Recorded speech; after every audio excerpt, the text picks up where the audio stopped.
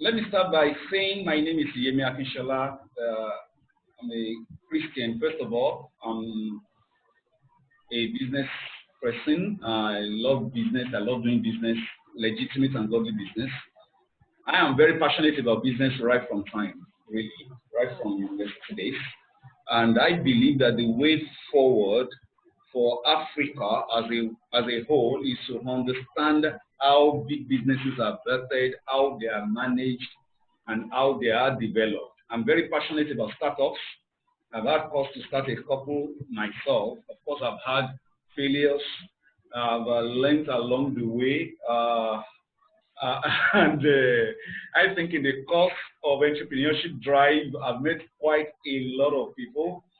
And I'm just so glad that one of the people that I've met is Dr. Hebi. When we met through a common friend who also will be on the show by God's grace next week. I'll be talking more about him much later.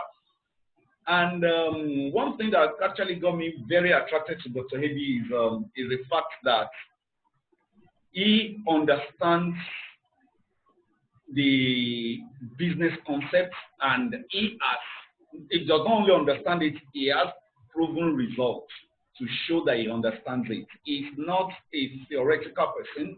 As you will see, I'll be introducing some of his books. I've gone through just the topics, and of course, I'll be getting my own copies. He's just a loaded person. I don't want to blow his trumpet so much. Anybody that knows me, I don't talk so much about people. If I talk about someone, it's because I believe so much in that person. I remember last year was the year in which I dedicated to lying low and just doing a lot of research, personal search, and all of that. And I came across some of his videos. I remember yesterday we were still talking about one of those videos. And I was telling him some of the things that got me attracted and made me to have this particular program in mind was one particular concept he was sharing, which is some of the fundamental things I also believe in business. So everybody, without much ado, please just join me in welcoming Dr. Hebi. Dr. Hebi, you're welcome. You're welcome to Smartprenuer. Thank you very much. You're welcome. That was quite an interesting introduction. Wow, it is not. I'm just trying to be honest. Let me just say this. Some people read your profile. They say, "Wow, this man is loaded." I'm just being very sincere. Some people just read Dr. Hebi's profile on Smartprenuer platform, on WhatsApp page, and some of the few friends I sent it to, and they said, "Wow, this man is loaded." I said, "Yes, he is." When I grow up, I want to be like him. All right, so you're welcome, Dr. Hebi. Yeah, thank you for having me. All right, so we'll dive right into it, and I just want you to tell us a little bit about yourself. I want you to, in telling us about yourself, just generally let's just know you. Let's just know who you are as a person. Okay. All right. So as you have pointed out, my name is Dr. A.B. Ofrey, not Humphrey and not Ofrey. Ofrey. And AB is a Binabo. I'm from Bayelsa State. Okay. Married now with 3 children. It's actually my second wife. My first wife passed away about 5 years ago from kidney failure. When people ask me many times why I became, because I'm a medical doctor now, but obviously that's not clearly my real passion. And many of us remember that when we were much younger, when you're a science student, you're either a doctor or engineer. And because I didn't like mathematics, I became a doctor. But interestingly, as I had my journey as a medical practitioner, I realized the purpose why I was a doctor was to take care of my late wife. Because coincidentally, during my housemanship was when she first developed her kidney problems. And then I was in the kidney unit, and then my consultant assigned me to take care of her, not even knowing that she was my girlfriend at the time. So since then, I've been managing her care until she passed about a few years ago. It was when she passed that the whole clinical practice really died in me. I didn't really want to practice anymore. So I was able to link the two together, that most likely why I was doing medicine and pursuing the career was to ensure I was her companion through that journey. So once that was over and my interest really in practical clinical medicine faded, I focused more on my business. So I actually started my career in Bayelsa State as a medical officer in the Niger Delta University Teaching Hospital. I then progressed to the chief resident. I then traveled for my master's in business in about 2010. When I got back, as I said, the whole, clinical practice was already leaving me. And then I decided to, focus more on managed healthcare, health insurance. But I was posted to be the medical director of a state hospital and then Bayelsa Health Services Scheme. It was from there I finally left to build and grow Gerocare as the way it is. And also although I might get to that, let me end there first and then. All right. Oh, so sorry about the death of your late wife. I know that's quite a while now, but I'm so sure the memory still lingers.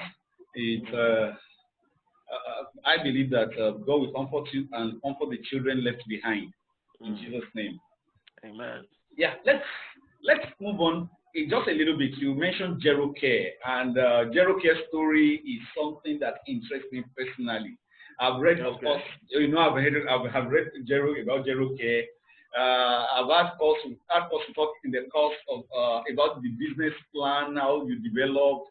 I remember you were one of those people that actually motivated me into submitting my business plan to Y Combinator because I read your story, which eventually I did, and I was admitted, and the experience was wow for me as a person. I got to understand how the white men think about business, different majorly from how we think about it. So I just know that a lot of people benefit from the story of Gerocare. But I want you to approach it this way. Tell us about your entrepreneurial journey, actually. Let's know about your entrepreneurial journey. So interestingly enough, my entrepreneurial journey started very long ago when I was still much younger. Because my sister constantly reminds me that she remembers when she was in the girls' guide or something and they would give them cookies to sell. She always came first because when she gets home, she gives me the cookies and I go and sell everything. So I had started doing things like that quite early. And like many of us, I had done almost everything you can think of to make money. I had 2 business centers. I sold paint, sold insurance. I had a taxi service. But interestingly enough, all these things, though I was doing a lot of things, I didn't seem to get the profits I thought I deserved. And it is not that I didn't know business because I had done my MBA at some point. I graduated with a distinction. So why was it not actually working? But then when I became closer to God, I became a believer because up to that point, I think the last time I went to church was about 20 years before I started going to church again. Because when I was much younger, my mother was very strict about church. Even if you are sick, you must go. So as primary school, I made a promise to myself that once I'm old enough to make my own decision, I'm not going again. So from 100 level till about a few years ago, I was not even participating in anything, any Christian activity. But then I had a reverend then who was my neighbor. And then I produced a series of HIV audio CDs. I now took it to him to buy. Being an excellent or being a stickler for excellence, after listening to it, he said, no, the quality is not good.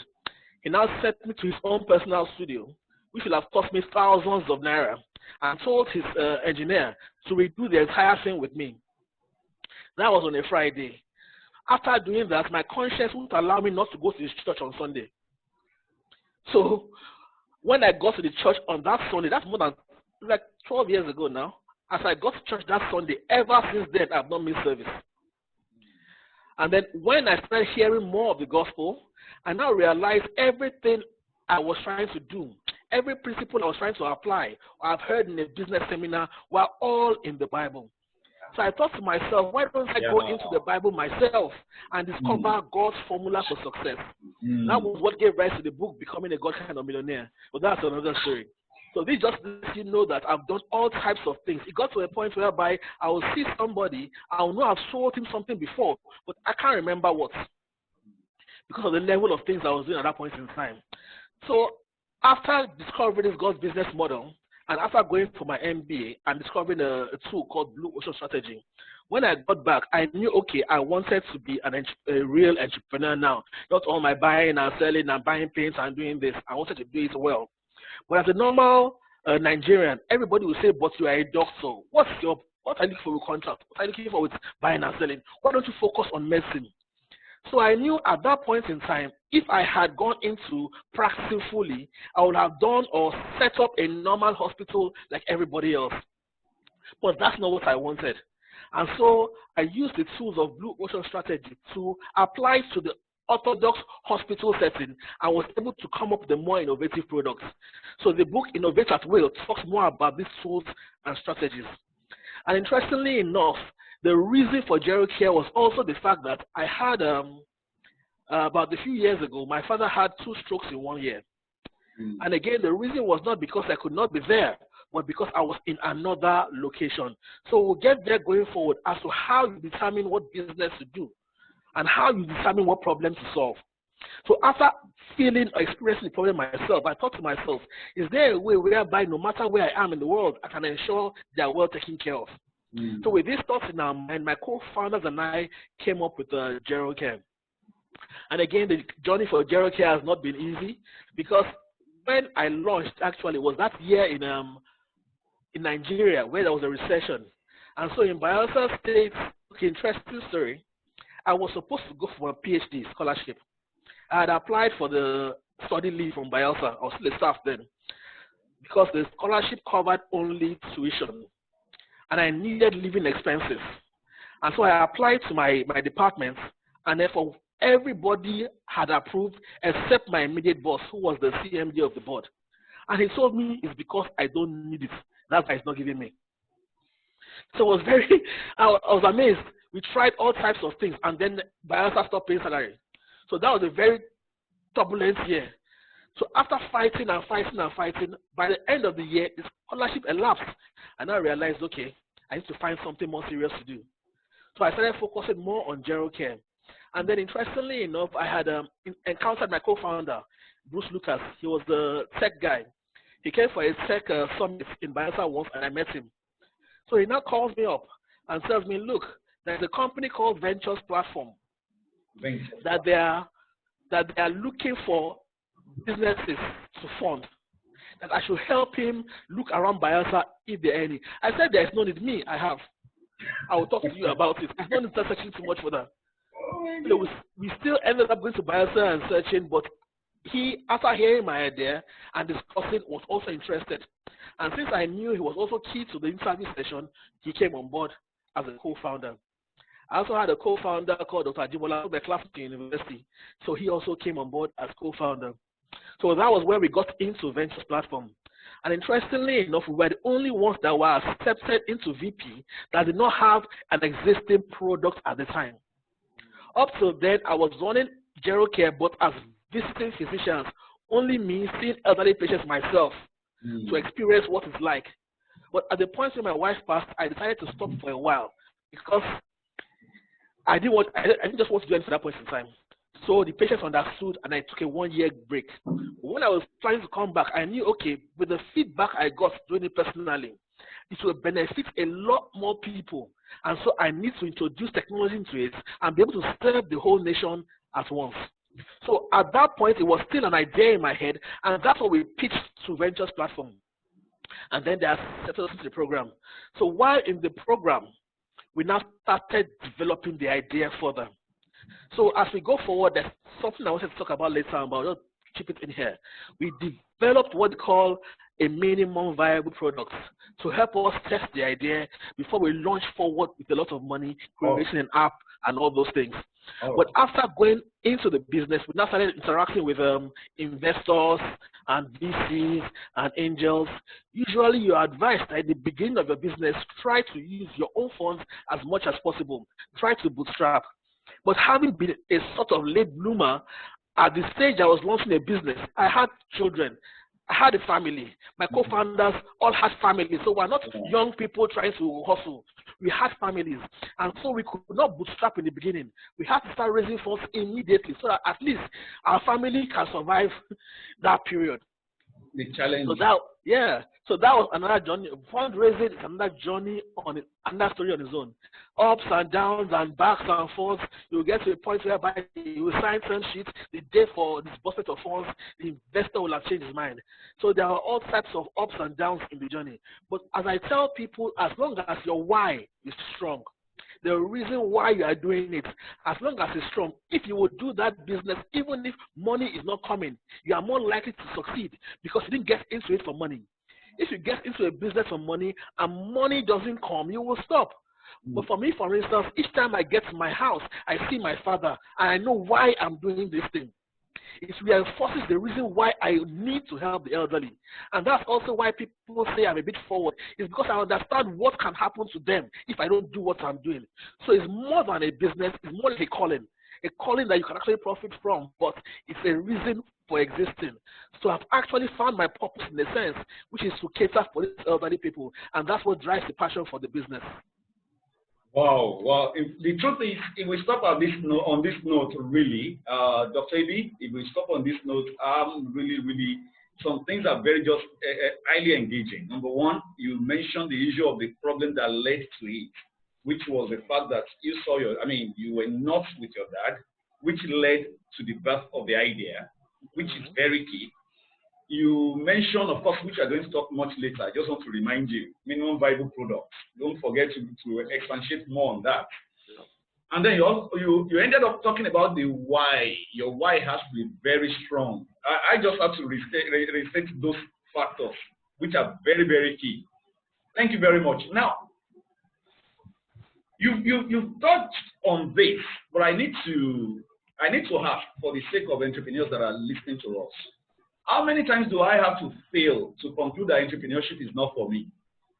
I said you touched on it, but I just feel let me just ask it for emphasis on that. So the truth is that the reason why a business fails is not because the person is a bad entrepreneur. Because it just means you are not solving the right problem. Many of us create solutions based on our skill set, but nobody has that problem. Because you can do it does not mean somebody needs it.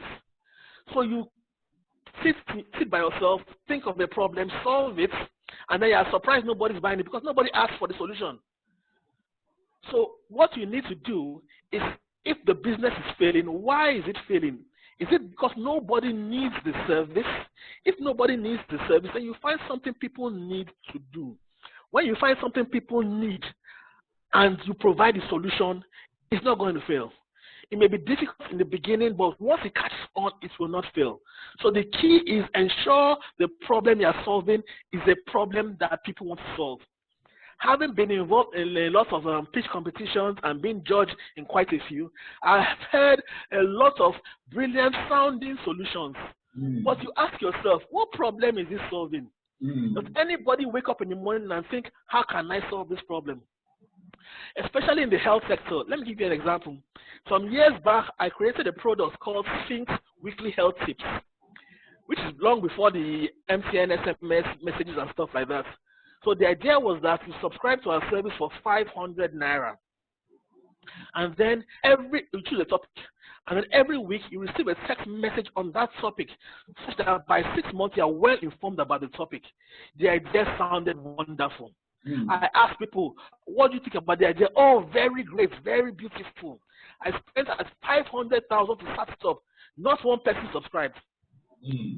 It was 500 Naira. If I ask you, bro, give me 1K, you give me. But if I say subscribe for this, you won't subscribe. Meaning it's not even a problem for you. You don't even care about it.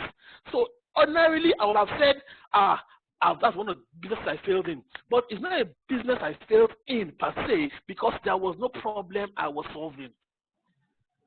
So if the business is not succeeding, you need to make sure you talk to your customers and find out what exact. Let me start from that.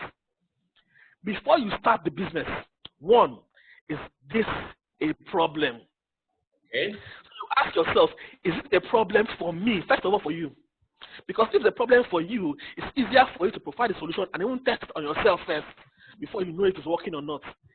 If you're unable to find a problem directly affecting you, ask various people, what are the things that concern you in your own field? If you ask about 100 people, you will see a thread of something in common that everybody is saying, this is the problem. That's what you focus on. And then when you focus on it, you don't just launch into the products.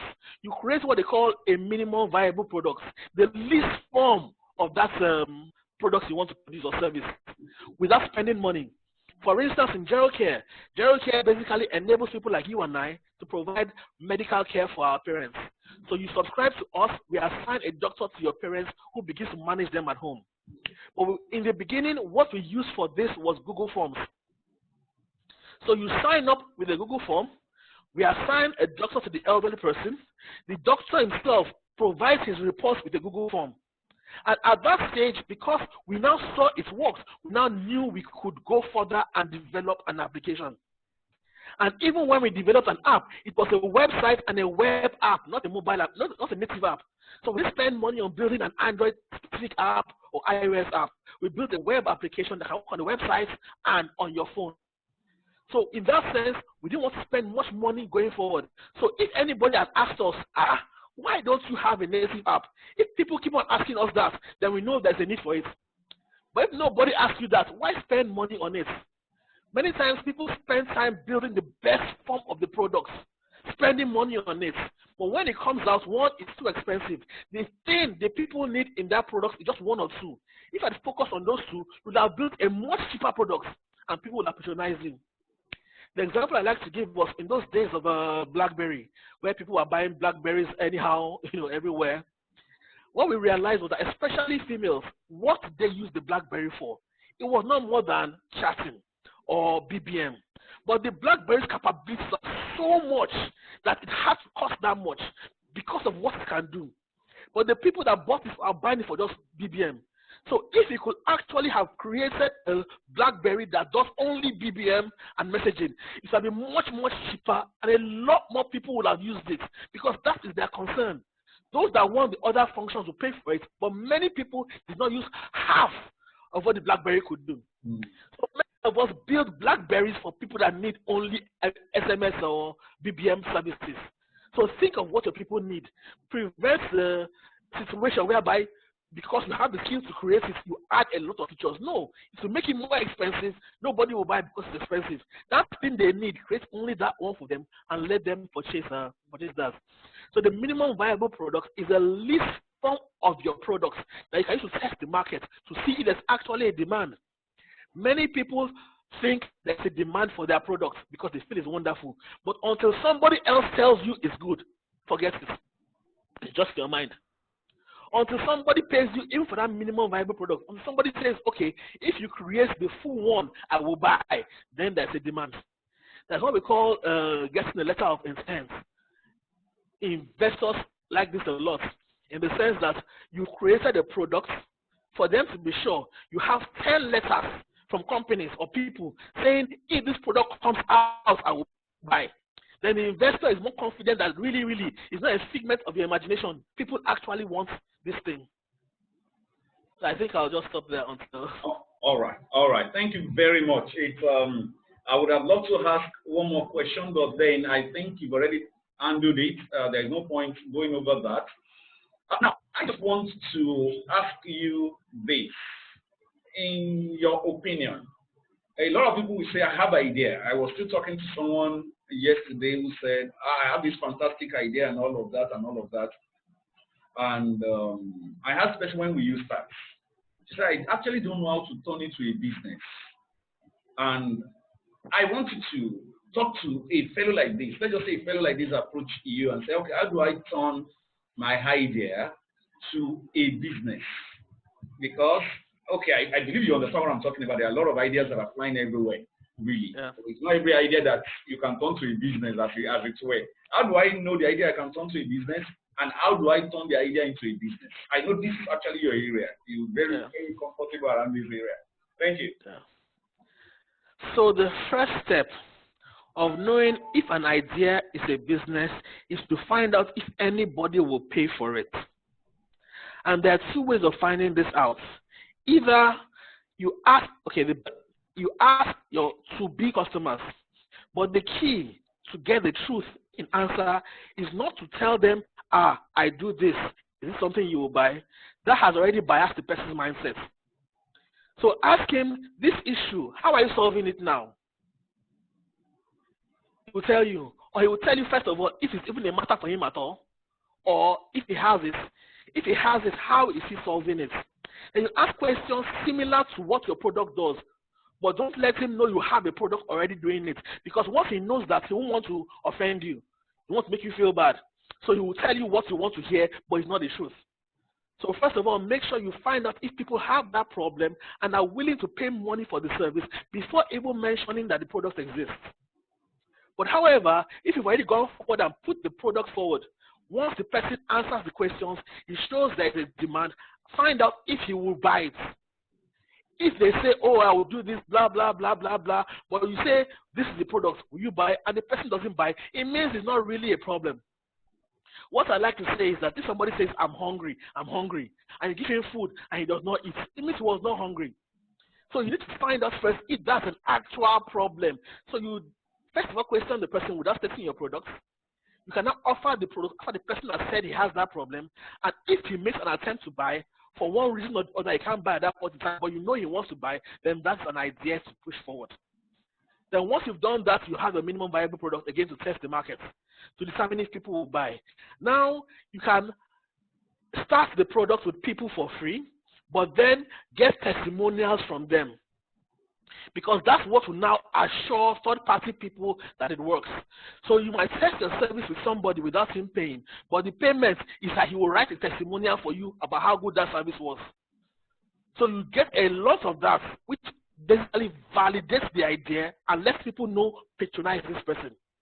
But one mistake we always make is that there's a difference between a product and a business. You can create a product and sell, but not have a business. Because there are two things. In a business, if you can fall ill and that business has closed for the day, it's not a business. A business should work without you. There should be a structure around you. So one, ensure you get the products right, but also ensure you build the structure around it for it to be a real business, not a product you're selling. For instance, I could have been seeing patients myself continuing going forward. I have a service, I'm succeeding in this, but it's not a business because there's no structure around it. I can't travel abroad and then the business continues. I can't take days off and then the business continues. So one, get the idea of the product right by ensuring people actually have a demand for it, not that you imagine they do. Many of our ideas, when we pass through this process, the initial idea we had and the final products are very different things. But if you never pass through this system and you launch your initial idea, you will realize nobody actually wants it the way you're thinking about it because there was no input into it. So once you arrive at demand, you create an MVP and test. You can use MVP to get testimonials to ensure people now trust the business before you begin to try to make some revenue from it. And also put a structure around the business to ensure a business can continue without you. Many times in the beginning stages, we wonder why we should do that structure. For us, we were lucky we went to Ventures Platform because at the beginning, we were set up from the early stages like a company.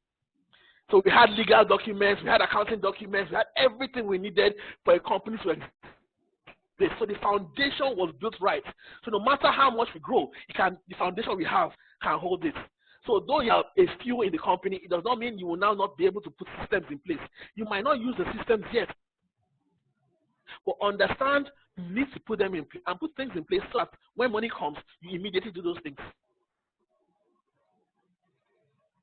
That's very key. When money comes, the first thing to focus on is building of the structure, not have arrived, a kind of feeling, which is the general feeling that we have. You remember how much you have suffered, and you just feel, exactly. I have arrived. Let me first of all take care of myself. All right, thank you very much. Now, a very key question, because you talk an average entrepreneur now, especially very young people, say, I need money. Of course, by virtue of what I do, people know me with Smartprenuer. A lot of young people that want to go into business talk to me. I was still talking to one 2 days ago, and she was telling me, No, I know what I want to do. What I just need is money. The question, are there investors out there? And if they are, what are they looking for? All right, so I'll first touch on the fact that, the best source of funds are customers. So it's better to focus on customer funding than on investors. But if customer funding is not available, you can look at investors. Customer funding involves, getting your customers to pay ahead of time for your service for you to provide it. I mentioned I was selling paints. Interestingly then, I had a friend that manufactured paints. So I'll go around seeking for contracts. Then when I get the contracts, we'll let you know the paints will be delivered in 7 days. You make a down payment. Is that down payment we'll use to go and produce the paints? So I could have said, look, we don't have money for business until money comes. No, but you can get the orders, get people to prepay, use that thing to produce the thing you want to sell it to them and collect the balance. So not having money is not really, especially now with this day of technology, where anybody can set up a business, have a payment link, have a payment gateway, do everything you need to do without even owning an office. For instance, in Gerocare right now, we provide services across the country for medical services, but we have no hospital. So there are a lot of things you can do. You first need to change that mindset that money is what you need. It might not even be money. It might be the needed contacts. So you might have a connection in your link that can provide you a contract that will give you the money to start and produce that thing for that business. So people around you are also, capital. So capital is not just money. There's areas of doing it. But once you put it in your mind that all I need is money, you can't think again. You can't think of anything else again. No matter what happens, you believe it's the money you need. But if you think, how can I grow this thing? What are the things I can do to get to where I want to go? What are the various opportunities apart from money? Just cancel money in that thought. Once you remove money, okay, what do I need to start this business apart from money? Once you think like that, the answers will start coming. The problem we have is the questions we ask ourselves that give us the wrong answers. Yeah. For instance, I was reading, I think it was Brian Tracy, who said they were having an experiment. So a lecturer was teaching a group of people, and he asked them, what can we do to ensure we no longer need prisons? They were surprised. Prisons, criminals, there will always be crime. Let's just imagine. What can be done? Change the question you ask yourself. And they were able to come up with 10 solutions whereby it would drastically drop crime rates, and then there will be no need for prisons. But because they were able to ask themselves that question, they were able to get the answer. So first of all, how can I start this business with that money? Immediately you ask yourself that question, answers begin to flow. But if you never ask yourself that, you won't get those answers. That's one. So secondly, what are investors looking for? 1, good products.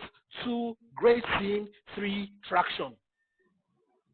1, the product idea has to be good, but even if it's good, they say ideas are a dime a dozen. Can it be executed? So now the idea is good, but this person talking to me, is it the person to execute this idea? How do I know he is? Because there's some sort of domain experience.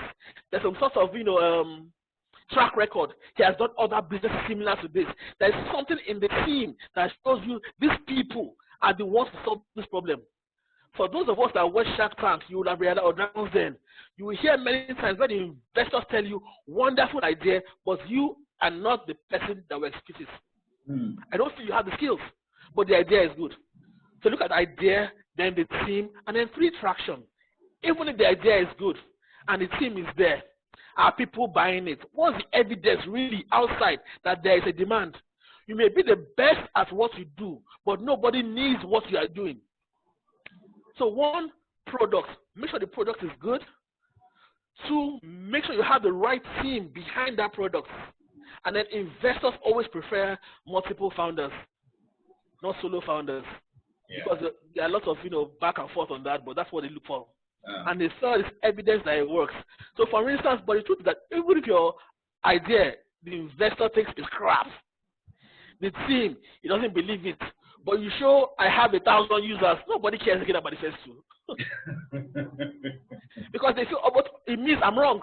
If I feel your idea is not good and the team is not good, but you have succeeded to this level, then I'm wrong. I accept your business. Yeah. So those are the 3 key things. When I'm talking to an investor, no investor right now will invest without a product. So you must at least get to the stage of traction. The mistake people make is going to ask for money at the stage of idea.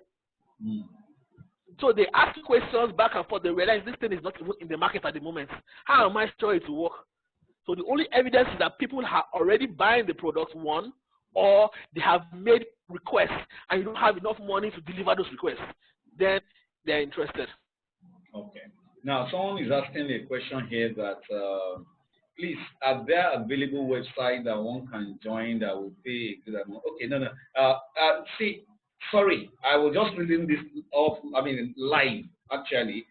I will attend to this question much later. One of the things, I will have to, I know the person, I will attend to it much later. It's not really for the session that we have now.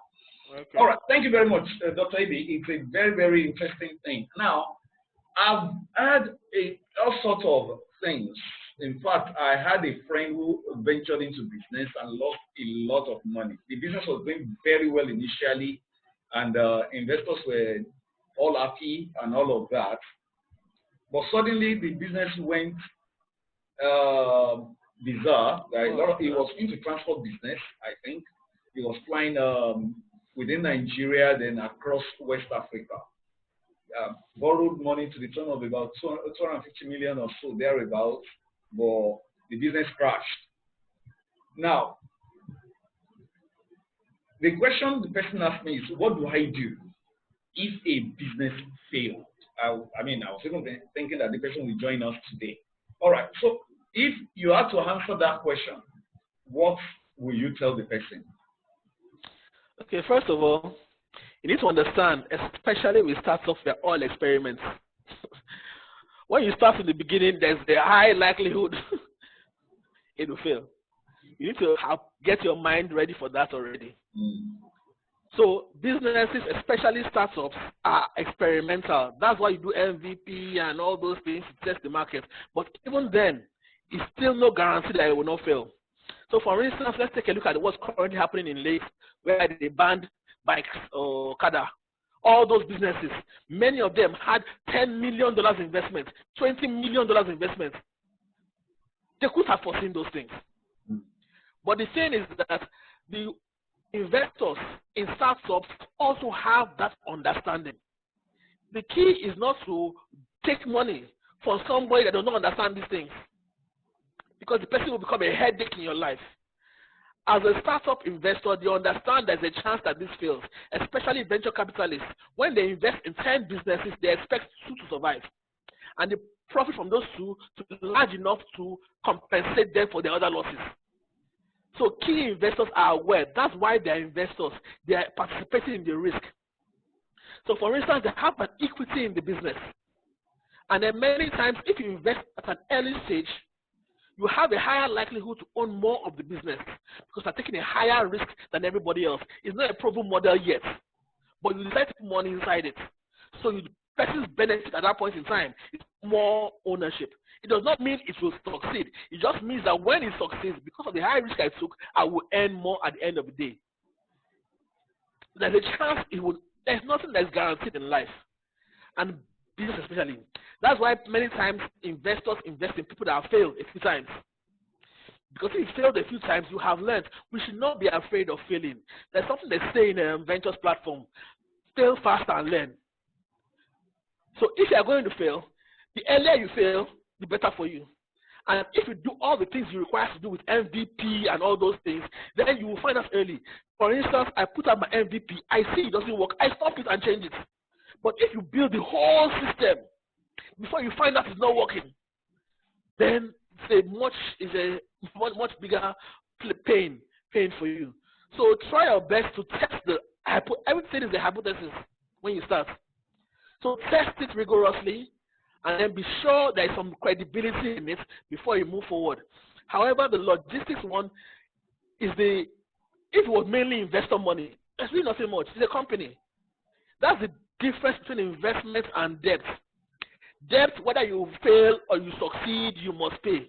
Investors know that if you fail, we also have lost. We have that understanding in the beginning. And so our negotiations for our input is always very strict, because higher risk, higher reward. That's just the truth. So even if it fails, you knew going into it that there's a possibility it will fail. But if it succeeds, this is what I'll get. So with regards to funding, it's much better to seek for either investor funding or customer funding or crowdsourcing that to go for loans. Because in loans, whether you fail or succeed, you must pay. So we should not be shy. People say, no, I want 100% of the business. But if it fails, you're in trouble. Share the risk. Let them put money into it. Give them equity. Let them have a stake. And the truth is that the more people are involved in it, the higher your chance of succeeding. Because everybody involved has their own network of people and doors they can open. So I've put a ventures platform in my business. I've put another company. I've put another place. What I need, one person among those people will know them. If it's government, somebody in VP can push you that way. If it's a private practice, somebody here knows. But if you are alone and you've not borrowed money, you have an issue, there's nobody to go to, no connections to have. So the key to hedge against drastic financial difficulty when you go through a failure is to make sure your team has other people in it. People have equity. The money is not all yours. You spread the risk. And then everybody, because they have a stake in it, they will go to BARS to ensure that business succeeds because their money will go also.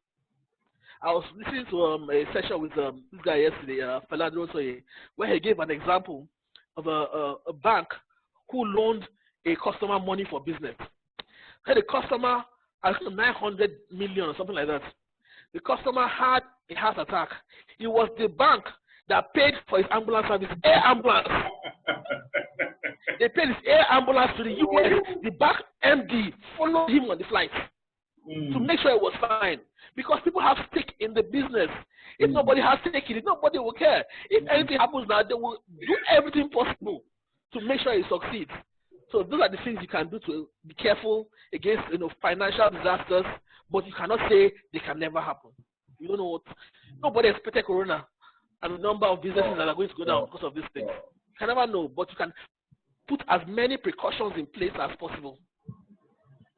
All right. Thank you very much, Dr. Aby. Now, we are approaching the end. I just want to ask you your final thoughts. Do you want to give advice to entrepreneurs, young, aspiring ones, before we close the program today? Thank you. All right, so the key, first and foremost, is to solve a problem. Not, I want to go into business, I want to make money. No. When you solve a problem, the money will follow. That's the key. And then remove the thoughts in your mind that it's money the only thing that's holding me now. If I had money, I would have started. Ask yourself the question. If nobody gives me money, what are the ways I can still launch this business? And you will see that sitting down alone, you may come up with 5, 6, 7 ways instantly once you've canceled money out of the thought. And 3, from the beginning, make sure you put structures in place such that as the business grows, the business can be withheld by the foundations. Maybe let me add 4 or 10 sessions. Learn, read. Anything that, especially now, where there are a lot of Zoom trainings, and attend as many as you can. The ideas that will come to you, you'll be surprised how to speak the idea you already have. So 1, make sure the why is strong. 2, make sure the solution is a problem to something people are existing. 3, create a structure around the business from the start, like it's going to be a big business. And 4, keep on educating yourself. Thank you very much, Dr. Aby. It's been a lovely time. In fact, I have to sit down and watch this video all over again personally. I've gained a lot. And I believe so is every single person that has watched and will surely watch. Remember, one of the things I do say about Smartprenuer is that we are reason world-class entrepreneurs. I know the ideas might not sound like the common idea we see on the street, because you say that we are trying to build world class. So a business, I do say principles are parallel. Whether you apply them in US or you apply them in Nigeria, principles are principles. The truth is that most world class businesses were first of all local before they went worldwide. But while they were local, they put things in place and structures to enable them expand. So you first have to start small, but think big while you're starting small. Yeah. Thank you very much. It's been a lovely time with you this morning, Dr. Aby. Yeah, all right. Well, thank you very much. My regards. Thank you for having me. Yeah. To host you again very soon. Oh, sorry. before you go, one final thing. I said I was going to say this. I did not remember. Thank God I remember. One final thing, just in 1 minute. Tell us about your books, please, because I know quite a number of people want to know about your books and probably get some of them. I will want to get some of them too. Please tell us about your books. So, interestingly, it'd be good to have sessions on these books going forward also. I was thinking the next session we should have is on how to become a God kind of millionaire, which is God's business model. Since we are both the same faith and have the same beliefs, I feel that will help us a lot.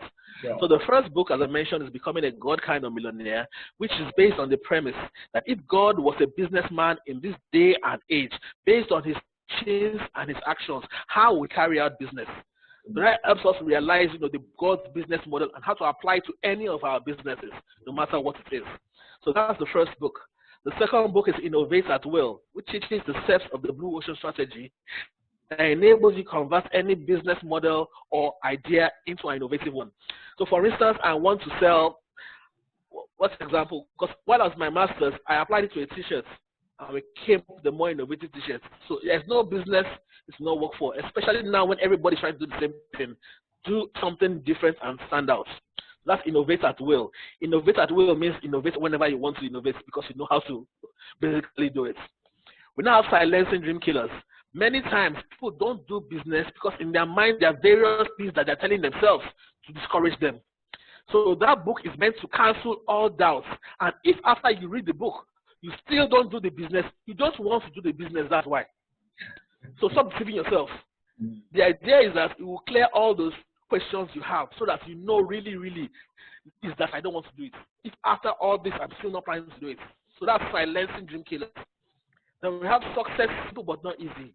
There's actually a formula to success, but it's difficult for you to apply it. This formula is simple, but application is difficult. But the book spreads out a certain formula that will enable you receive or get successful in whatever you're doing. With that book, I believe the person that starts reading most likely is not the person that will end the book because the mindset will have changed. Unfortunately, there are mostly ebooks at the moment, except Becoming a God Kind of Millionaire. The rest are ebooks that can be gotten online at a very affordable rate, especially at this time. Okay, don't worry. Well, by time, of course, I've shared your link on the Smartprenuer page, and as many people as will want the link, I will be available to share the link with you. If they get in touch with me, definitely. Dr. Abi, it's been a pleasure having you on the show. I'm expecting you back. We'll talk after this. Thank you very much for your time this morning. I hope to talk to you. As I mentioned, I postponed my trip today because of this program. So tomorrow morning, I have to just very much about that one. Yeah, he was supposed to be on a trip from today, right? Yeah, I should have left by now. All right. Thank you very much. Really appreciate it. All right. So that's all we can have for today. We hope to meet again next week. That next week, like I said, I'll be bringing a friend. Our mutual friend, actually. Mutual friend, yeah. Yes, Dr. Nathaniel will be on the show next week. His name is Dr. Nathaniel. He's the CEO of Project People, and he will be sharing his thoughts also with young entrepreneurs and aspiring entrepreneurs how to set up. Look, he's one person I know when he started, and I'm like, well, how come the man just started and like that applied certain principles and blew up. He's doing very fine for himself, and he's a Christian, he's a child of God. That's one amazing thing about all these people. So join us next week again, and we believe that we are raising world-class entrepreneurs who are also God-fearing. So God bless you. Have a lovely day.